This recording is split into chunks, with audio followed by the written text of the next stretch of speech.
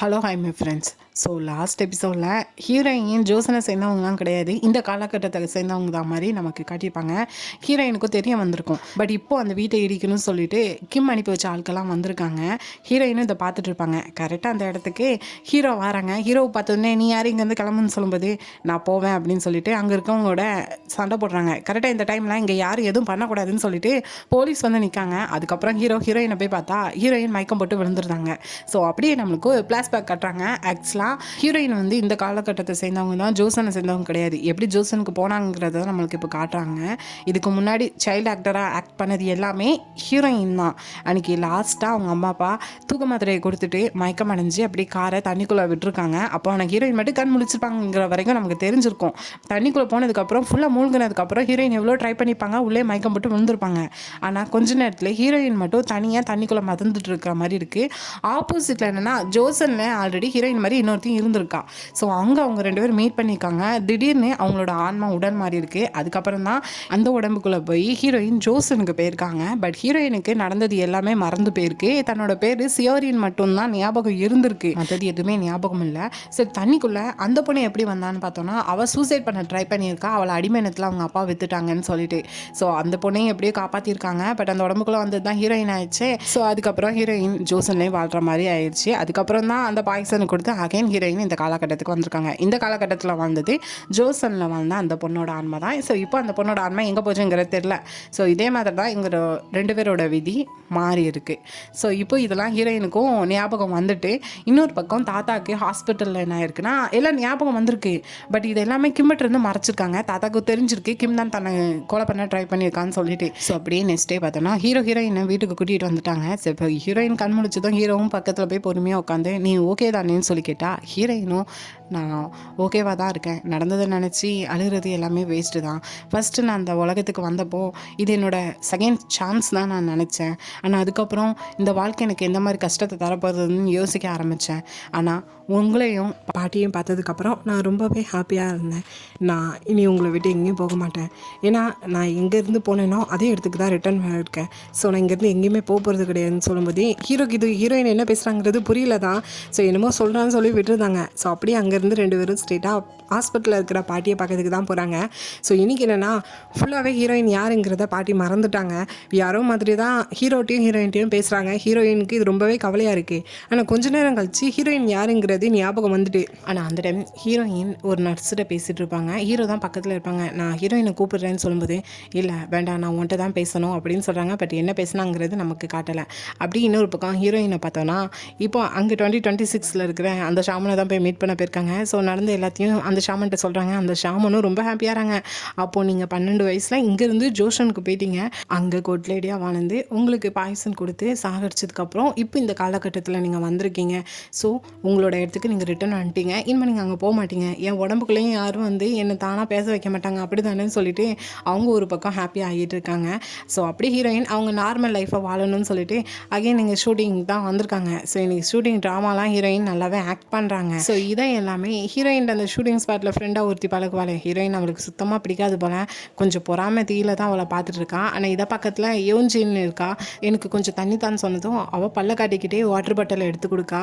சரி இன்றைக்கி இந்த ட்ராமாவில் இவளோட லாஸ்ட்டு ஷூட்டிங்கு, ஸோ ஏதோ பார்ட்டி வைக்கான்னு சொன்ன மாதிரி இருந்துச்சு, எங்கே வச்சுருக்கா அப்படின்னு சொல்லி கேட்கா. அதுக்கு அவளுக்கு அதை பற்றி எதுவுமே தெரியாது போல். என்ன உனக்கு தெரியாதா என்ன, இந்த ட்ராமாலேயே உன்னை நடிக்கிறதுக்கு அவள் தான் சான்ஸ் வாங்கி கொடுத்தது, உங்களுக்குள்ளே நல்லா ஃப்ரெண்ட்ஷிப் இருக்குதுன்னு நினச்சேன். பட் எப்படி உன்னை இன்வைட் பண்ணலை, என்னெல்லாம் இன்வைட் பண்ணியிருக்காளேன்னு சொல்கிறா. மேபி ஹீரோயினுக்கு அவளை பற்றி எல்லாம் தெரிஞ்சிருக்கும் போல், அதனால தான் இன்வைட் பண்ணல போல். அவளும் பார்ட்டி வச்சுருக்கா, தானே இன்வைட் பண்ணலையான்னு சொல்லிட்டு கோவத்தில் இருந்துட்டு இருக்கா.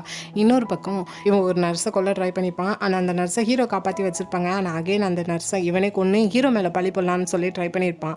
பட் அந்த ஃபேமிலியில் இருக்கிற ஒரு பொண்ணு என்னென்னா இதுக்கும் கிம்முக்கு காரணம் இருக்குன்னு சொல்லிட்டு கிம்மோட கம்பெனியில் வந்து நின்றுக்கிட்டு தனியாக போராட்டம் பண்ணிகிட்டு இருக்கா. ஸோ இதை கவனிக்கிற கிம்மோ அவளை சீக்கிரமாக இங்கேருந்து வெளியே அனுப்புங்க, பார்த்துக்கோங்க, எந்த ஒரு ரூமரும் இங்கேருந்து பரவக்கூடாது அப்படின்னு சொல்லி பேசிகிட்டு இருக்கான். ஸோ அப்படியே நைட் டைம் ஆகுது. இன்றைக்கி ஹீரோயின் கொடுக்குற பார்ட்டி தான். ஸோ ட்ராமாவில் ஒர்க் பண்ண எல்லாருமே வந்திருக்காங்க. யோஞ்சினும் வந்திருக்கா. யோஞ்சின் கூட எப்பவும் கொஞ்சம் கேலித்தனமாக பேசிகிட்டு இருக்க அந்த ஆக்ட்ரஸும் வந்திருக்காங்க.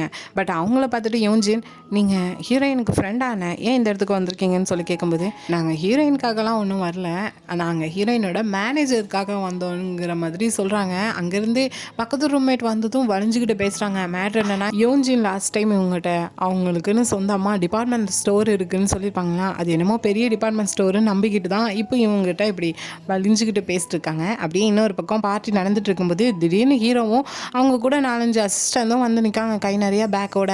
என்னென்னு பார்த்தா, ஹீரோயின் எங்கள் கம்பெனியோட காஸ்மெட்டிக்ஸ்க்கு பிராண்ட் அம்பாசிடர், அதனால தான் எங்களோட எல்லா சேல்ஸும் போகுது. ஸோ இந்த பார்ட்டியில் ஹீரோயினோட பேரில் நாங்கள் எல்லாருக்குமே ஒரு கிஃப்ட் தரப்போகிறோம்னு சொல்லிட்டு வாட்ச், ஏர்பட்ஸ்ன்னு சொல்லிட்டு இது மாதிரி நிறைய திங்ஸு கிஃப்ட் அங்கே இருக்கிற எல்லாருக்குமே கொடுக்காங்க. ஹீரோயினும் கோவத்தோட ஹீரோவை தனியாக கூப்பிட்டுட்டு வந்துட்டு, இப்போ இருக்கிற பிரச்சனைக்கு எதுக்கு தேவையில்லாத வேலை, இதெல்லாம் எதுக்கு செலவு பண்ணுறீங்கன்னு சொல்லி திட்டும்போது ஹீரோவும், இது ஒரு இன்வெஸ்ட்மெண்ட் மாதிரி தான், இதனால் அவங்க மத்தியில் உன்னோட பேர் நல்லாயிருக்கும், இதே மாதிரி நிறைய ட்ராமா வரும் அப்படின்னு சொல்லும்போது 2 பேரும் அப்படியே சண்டை போட்டுக்கிட்டே சிரிச்சு பேசிட்டு இருக்காங்க. இதை கொஞ்சம் தள்ளி நின்று யோசிச்சுன்னு கவனிச்சு கோவப்பட்டுட்டு தான் இருக்கா. ஸோ பக்கத்தில் இருக்கிற ஆக்டர்ஸ்லாம் ஹீரோ கிட்ட உங்களோட சொந்த ஊர் எது அப்படின்னு சொல்லிட்டு கொஞ்சம் வளைஞ்சிக்கிட்டு பேசிட்டு இருக்காங்க. அதுக்கு பக்கத்து ரூம்மேட்டும் ஏதோ கிராமப்புற சைடு இருக்கிற வீடு தான் போல், பேரண்ட்ஸ்லாம் அங்கே தான் இருக்காங்க, நான் தான் இங்கே இருக்கேன் அப்படின்னு சொல்லி பேசிட்டு இருக்கும்போது இன்னொரு ஆக்டர்ஸ் என்னென்னா, அவன் பெரிய பணக்காரன் நினச்சிட்டு எனக்கும் கிராமம்னா ரொம்ப பிடிக்கும், அங்கே நல்லா காற்று வீசும் அப்படி வீசும்னு சொல்லிட்டு பேசிட்டு இருக்கா.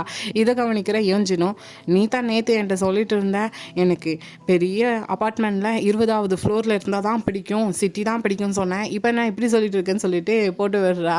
கூடவே பக்கத்தில் இருக்கிற ரூம்மேட் என்னென்னா, நான் கூட போர்டிங் ஹவுஸில் தான் இருக்கேன், 2nd ஃப்ளோரில், பக்கத்தில் யார் என்ன பண்ணாலுமே எனக்கு நல்லாவே தெரியும், அது ரொம்பவே டிஸ்டர்பாக இருக்குன்னு சொல்லும்போது, ஏன் அங்கே ஸ்டே பண்ணி இருக்கிறேன்னு கேட்கும்போது, ஆமாம், ஏன்னா என்கிட்ட காசு இல்லை, என்னோடய அம்மா அப்பாட்டையும் கேட்க முடியாது, அவங்க சின்னதாக ஒரு டிபார்ட்மெண்ட் ஸ்டோரில் ஓரத்தில் தான் அவங்க கடையே இருக்குது, இடையில கூட அவங்கள யாரோ ஏமாற்றிட்டான்னு சொல்லும்போது அப்போ தான் இவங்களுக்கு புரிய வருது, இவங்க நினச்ச டிபார்ட்மெண்ட் ஸ்டோர் வேறு, இவன் சொல்கிற டிபார்ட்மெண்ட் ஸ்டோர் வேறு. அப்படியே யோஞ்சினை தான் கோவமாக திரும்பி பார்க்காங்க. அதுக்கப்புறம் இங்கே ரூம்மேட்டுக்கும் புரிஞ்சிருது இவ சொன்னது என்னன்னு சொல்லிட்டு. ஸோ தனியாக கூப்பிட்டுட்டு வந்துட்டு யோஞ்சினை தான் திட்டிகிட்டு இருக்கான், என்னை பற்றி எப்படி உனக்கு அப்படி சொல்ல தோணுச்சு, ஃபஸ்ட்டு நான் ஃபோன் பேசுகிறத உன்னை யார் ஒட்டு கேட்க சொன்னான்னு சொல்லி சண்டை போட்டுட்டு அங்கேருந்து கிளம்பி போகிறான். பட் மறுநாள் என்ன ஆகுதுன்னா, இங்கே கிம்மை மீட் பண்ணுறதுக்காக 2 போலீஸ் வந்திருக்காங்க. என்னென்னா, இறந்து போன அந்த நர்ஸோட கேஸுக்கும் உங்களுக்கு ஏதாவது சம்மதம் இருக்குன்னு நாங்கள் நினைக்கிறோம், ஸோ விசாரணை பண்ணணும்னு சொல்லி கேட்க வராங்க. இவங்களும் எனக்கு அதை பற்றிலாம் விசாரணை பண்ண முடியாது, எனக்கும் அதுக்கு எந்த சம்மந்தம் கிடையாதுன்னு சொல்லிட்டு கிம் அங்கேருந்து கிளம்பி போயிருந்தான். அசிஸ்டன்ட் தான் அதுக்கப்புறம் அந்த போலீஸ்கிட்ட பேசுகிறான், பட் என்ன பேசினாங்கிறது காட்டலை. ஆனால் இப்போ கிம் என்ன டிசைட் பண்ணுறான்னா, கண்டிப்பாக இது ஹீரோ சொல்லி தான் இந்த போலீஸ் நம்மகிட்ட வந்திருப்பாங்க, ஸோ இப்போ ஹீரோவை ஏதாவது பண்ணணும்னு சொல்லிட்டு ஆல்ரெடி ஹீரோவோட கம்பெனியை இவன் டேக் ஓவர் பண்ணியிருப்பான், ஆல்ரெடி இதுக்கு முன்னாடி பார்த்துருப்போம் ஷேர்ஸை வச்சு. பட் இப்போ என்னன்னா, அந்த கம்பெனியிலேருந்து ஹீரோவோட பதவி அப்படி தான் இருந்துச்சு, நீக்கப்படலை. இப்போ கம்பெனியில் இருந்த பணத்தை சுருட்டிட்டு தப்பிச்சு போயிட்டாங்கிற மாதிரி ப்ரெஸ் மீட் கொடுக்க சொல்கிறான். இன்னொரு பக்கம் ஹீரோ என்ன பிளான் பண்ணுறாங்கன்னா, இப்போ புதுசாக கிம் ஆரம்பிக்க போகிற அந்த ரெசார்ட்டில் இருந்த ஆல்ரெடி இதுக்கு முன்னாடி உள்ள இடத்த எல்லாமே அவங்கள ஏமாற்றி இல்லீகலாக தான் அந்த இடத்த வாங்கியிருக்கான், அதுக்காக நிறைய லஞ்சம்லாம் கொடுத்துருக்காங்கிற மாதிரி ப்ரெஸ்ஸில் ரிலீஸ் பண்ணுறாங்க. ஸோ அங்கே ஹீரோவும் கிம்மை பற்றி தான் அங்கே டிவி சேனல்ஸ்லாம் போயிட்டு இருக்கு. ஸோ இதுக்காக ஒரு மீட்டிங்கும் வைக்காங்க. பட் டிவியில் தன்னை பற்றி வந்தது எல்லாமே ஃபேக் நியூஸுங்கிறது சொல்லியிருந்தான். ஆனால் இன்னொரு பிரச்சனை உங்களுக்கு வந்திருக்கு. என்னென்னா, இவங்க ரெசார்ட் ஆரம்பிக்கிற இடத்துலேருந்து 10 கிலோமீட்டர் தூரத்தில் ஒரு இன்டர்நேஷ்னல் ஏர்போர்ட் வரப்போகிறதா நியூஸ் வந்திருக்கு. ஸோ அதில் இன்வெஸ்ட் பண்ண இருக்கிற மற்ற ஷேர் ஹோல்டர்ஸ்லாம் இப்படி பக்கத்துலேயே ஏர்போர்ட் வந்துச்சுன்னா, தலைக்கு மேலே எப்போவும் பறந்துட்டு இருந்துச்சுன்னா ரெசார்ட்டுக்கு யாருமே வரமாட்டாங்க, இப்போ என்ன பண்ணுறதுன்னு சொல்லிட்டு சண்டை போட்டுட்டு இருக்காங்க. கிம்மும் அது ஜஸ்ட் ஒரு பிளான் தான், இப்போ வரைக்கும் அஃபீஷியலாக எந்த ஒரு நியூஸும் வரலங்கிறத சொல்லிட்டு இருக்கான். பட் இதை பற்றி ஆல்ரெடி கிம்முக்கு தெரிஞ்சிருக்கு. இதை பற்றி அதுக்கான மேயிட்ட கேட்கும்போது ரெசார்ட்டே வரட்டும், இன்டர்நேஷ்னல் ஏர்போர்ட்லாம் அப்புறமா பார்த்துக்கலான்னு சொல்லிட்டு விட்டுருக்காங்க. இப்போ எப்படி திடீர்னு இந்த முடிவு எடுத்தாங்கன்னு சொல்லி யோசிச்சுட்டு இருக்கான்.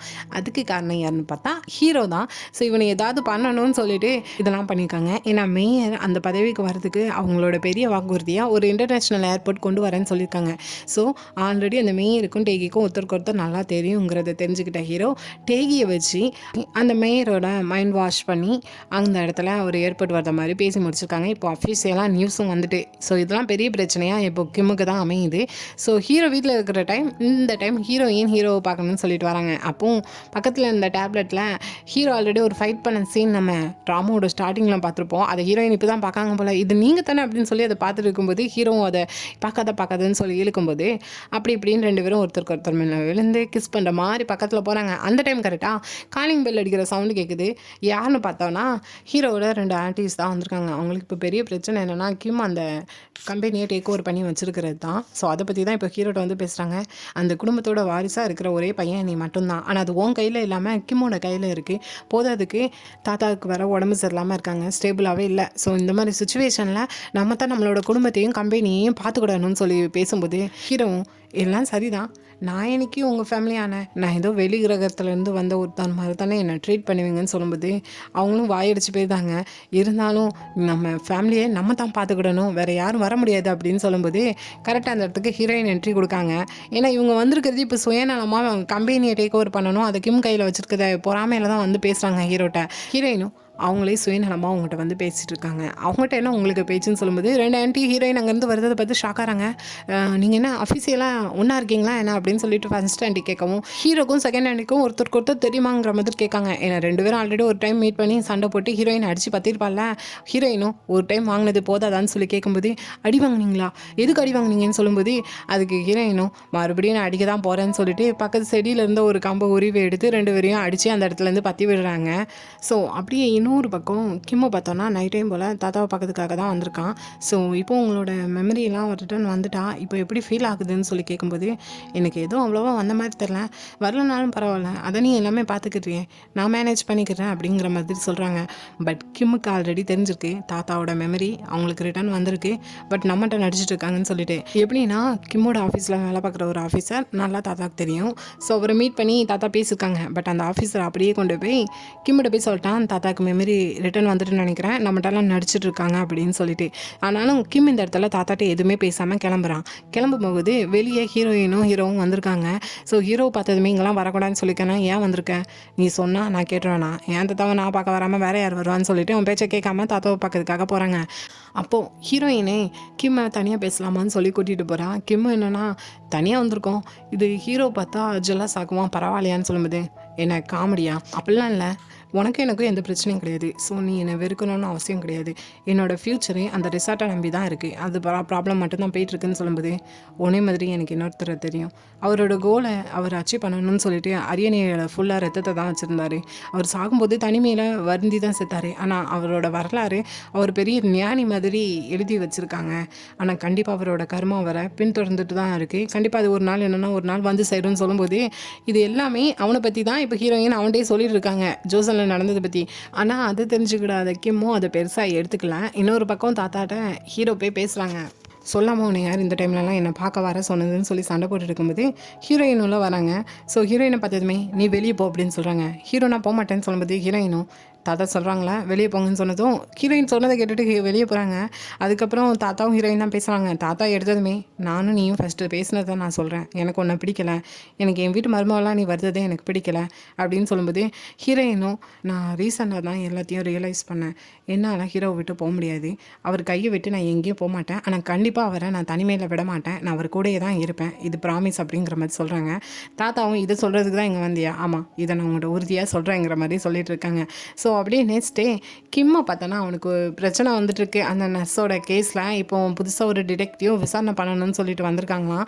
கண்டிப்பாக அந்த விசாரணை தீவிரம் அடையும், அப்படி அடைஞ்சால் உங்களுக்கு தான் பிரச்சனை. ஸோ அதுக்குள்ளே இதுக்கு யார் காரணமோ அவங்கள கட் பண்ணி விட்டுருங்க அப்படிங்கிற மாதிரி இன்னொருத்தன் எங்கள் கிம்மிட்ட சொல்கிறான். கிம்மு அதே நான் பண்ணுறேன் அப்படின்னு சொல்கிறான். ஆனால் இவங்க பேசினதை வெளியே நின்று அசிஸ்டன்ட் கேட்டுட்டு இருக்கான். மேபி இந்த இதுக்கெலாம் காரணம் அசிஸ்டன்ட் தான் சொல்லி முடிச்சிடலான்னு சொல்லிட்டு கிம் ட்ரை பண்ணான் போல். அது அசிஸ்டண்ட்டுக்கும் புரியுது. ஸோ அப்படியே இன்னொரு பக்கம் ஹீரோயின் பாட்டியை பார்த்துட்டு போர்டிங் ஹவுஸ்க்கு வந்துட்டு இருக்க வழியில் ஹீரோ பார்த்தோன்னா சின்னதாக ஒரு வேன் எடுத்துகிட்டு வந்திருக்காங்க. அந்த வேனுக்குள்ளே ரூம் மாதிரி செட்டப் பண்ணி தான் ஸோ வா இங்கே தான் நம்ம டேட் பண்ண போகிறோம் இன்றைக்கி அப்படின்னு சொல்லும்போது ஹீரோயினும் அங்கெல்லாம் எதுக்குன்னு சொல்லிட்டு ரூஃப் டாப்பில் கொண்டு போய் ஹீரோயின் உட்கார வச்சு அதில் ஃபயரை பற்ற வச்சு அதில் உட்காந்தாச்சு. ஹீரோவும் இதுதான் உனக்கு டேட்டா, இந்த மாதிரி இடத்துல யார் உட்காந்துருவா, சுற்றி பில்டிங் தான் இருக்குதுன்னு சொல்லி சண்டை போட்டுட்டு இருக்காங்க. பட் இந்த டைமில் ஹீரோயின் என்னென்னா என் லைஃப்பில் இது வரைக்கும் இப்போ வரைக்கும் நடக்கிறது எல்லாமே ஒரு கனவு மாதிரி இருந்துச்சு அப்படின்னு சொல்லும்போது ஹீரோவும் எனக்கும் அந்த கனவுலாம் வந்துட்டு தான் இருக்குதுன்னு சொல்கிறாங்க. இன்னும் அந்த கனவு உங்களுக்கு வருதா, இன்னும் நிற்கலையான்னு சொல்லும்போது ஹீரோ அதுக்கு மேலே அதை பற்றி பேசலை. ஆனால் ஹீரோயின் தொடர்ந்து ஹீரோவை பற்றி தான் பேசிட்டு இருக்காங்க. ஸோ அப்படியே 2 பேரும் அந்த இடத்துல கிஸ் பண்ணிக்கிறாங்க. அப்படியே மறுநாள் கிம்மை பார்த்தோன்னா இங்கே கூட இருக்கிற அசிஸ்டன்ட் கொஞ்சம் பயத்தில் தான் இருக்கான், கிம் ஏதாவது பண்ணிடுவானோன்னு சொல்லிட்டு.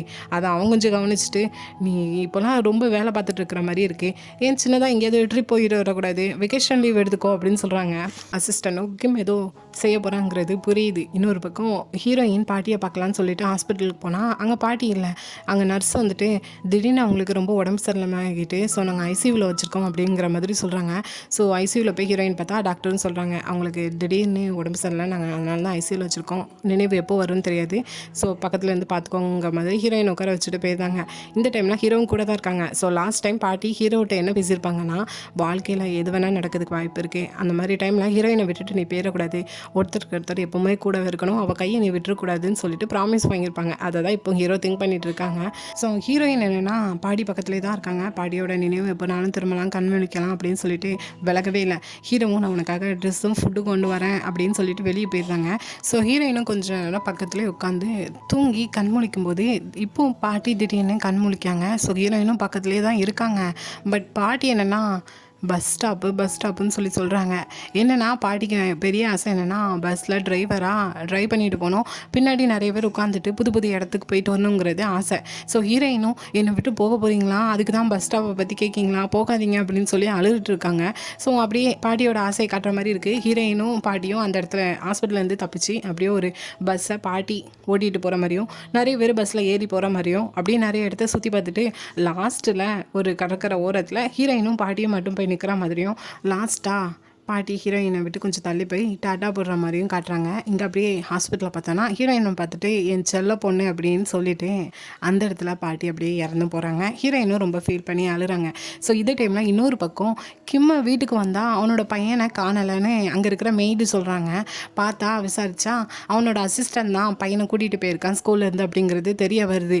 ஸோ அவனும் ரொம்ப அவசரமாக சிசிடிவிலாம் செக் பண்ணுங்கன்னு சொல்லிட்டு காரை வேகமாக ஓட்டிகிட்டு போயிட்டுருக்கான். பட் இந்த டைமில் அசிஸ்டன்ட் இருந்தே கால் வருது, எங்கே இருக்கேன்னு சொல்லி கேட்கும்போது நான் இப்போ ஹாஸ்பிட்டலில் சேர்மன் பக்கத்தில் தான் இருக்கேன், அதாவது ஹீரோ தாத்தா கூட தான் இருக்கேன் அப்படிங்கிற மாதிரி சொல்கிறான். அங்கே எதுக்கு போனேன்னு சொல்லிட்டு கத்திக்கிட்டே ஸ்ட்ரெயிட்டாக ஹாஸ்பிட்டலுக்கு தான் வரான். வந்ததுமே எதுக்கு இதெல்லாம் பண்ணுறீங்கன்னு சொல்லி கேட்காங்க. ஆனால் தாத்தா அழகாக அந்த பையனை பெட்டில் தூங்க தான் வச்சுருக்காங்க.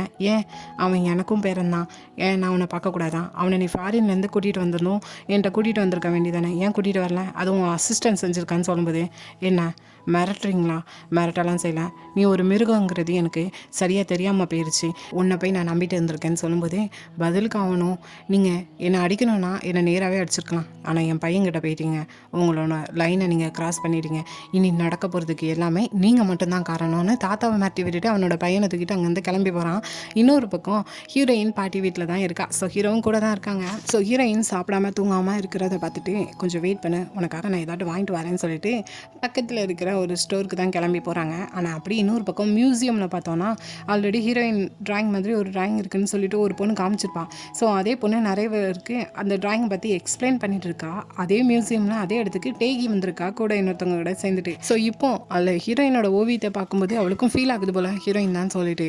பட் இன்னொரு பக்கம் என்னென்னா இளவரசர் 300 வருஷத்துக்கு முன்னாடி எழுதின அந்த டைரியும் கிடச்சிருக்கு. அது ஆல்ரெடி அந்த ஒரு பொண்ணு ப்ராஜெக்ட் பண்ணிட்டு இருந்தாலே அந்த பொண்ணு அதை தான் பார்த்துட்டு இருக்கா. அதுக்குள்ளே சின்னதாக ஹீரோயினோட ட்ராயிங்கும் இருக்குது. ஸோ அப்படியே இதை கட் பண்ணி இங்கே ஹீரோ பார்த்தோன்னா ஃப்ரூட்ஸ் தான் வாங்க வந்திருக்காங்க. ஸோ இப்போ எஃப்எம்ல என்ன சொல்கிறாங்கன்னா இவ்வளோ நாள் இருந்த வால்நட்சத்திரம் இனியோட மறைய போகுதுங்கிற மாதிரி வந்துட்டுருக்கு. ஆனால் இன்னொரு பக்கம் இப்போ 2026 இருக்காங்களே அந்த ஷாமன், அவங்க தனியாக இருக்கும்போது திடீர்னு ஜோசனில் நடந்த ஒரு சில மூமெண்ட்லாம் ஞாபகம் வருது. அப்படியே காது நிறைய சத்தம் கேட்குது அந்த அங்கே சடங்கு பண்ணுற மாதிரி.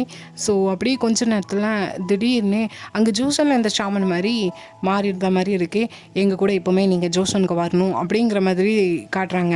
இன்னொரு பக்கம் அங்கே ஹீரோ ஃப்ரூட்ஸ்லாம் வாங்கிட்டு தனியாக வந்தால் அங்கே ஆள் நடமாட்டமே இல்லை. பின்னாடி ஒருத்தர் மட்டும் ஃபாலோ பண்ணிட்டு வந்துட்டு சடானா கத்தி வச்சு ஹீரோவை குத்திட்டு அங்கேருந்து தப்பிச்சு ஓடிதான். ஹீரோவும் அந்த வழியோடு அந்த இடத்துல கீழே மயக்கம் போட்டு விழுறாங்க. இன்னொரு பக்கம் ஹீரோயின் ஹீரோவுக்காக வெயிட் பண்ணிட்டு இருக்காங்க. ஸோ ஹீரோவை ஃபைனலாக ஹாஸ்பிட்டலுக்கு எப்படியோ கொண்டு போயிட்டாங்க. ஹீரோயினும் பின்னாடியே அழுதுகிட்டே வராங்க. அங்கே ஆப்ரேஷன் நடக்குது, வெளியே இருக்காங்க. ஆனால் ஹீரோவோட ஹார்ட் பீட் ரொம்பவே லோவாக இருக்குது. ஸோ இந்த டைமில் அந்த இடத்துக்கு அந்த ஷாமன் வராங்க.